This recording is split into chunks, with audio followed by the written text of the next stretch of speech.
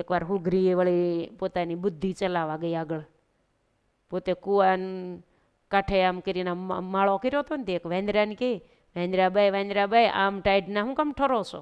હું નાની એવી ટસુકડી છું તોય મારી જેવું મેં મારું ઘર બનાવી નાખ્યું છે. તમે આવા ઠંડીના ને વરસાદના કૂદકા માર્યા કરો છો, આ જાડવે એકાદું મકાન ઘર બનાવી લો ને બખોલ. તમારે જેવી એકાદી બખોલ હોય તો આવો જો વરસાદ આવે ને તો અંદર ગરી જવાય, તો ઠંડી ન લાગે, વરસાદથી બચી જવાય.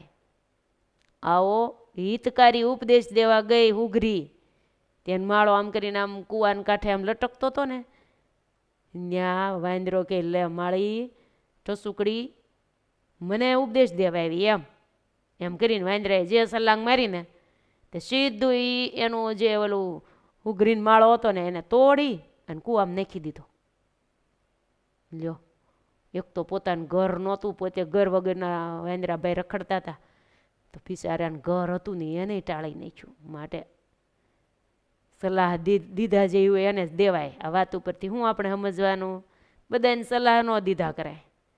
સલાહની જરૂર હોય ને એમ કહે ને કે તમે મને ક્યાંક આમ જરૂર છે મારે, એને કહેવાય કે જો તમે કહો છો એટલે કહું છું, આમ કરો ને તો સારું.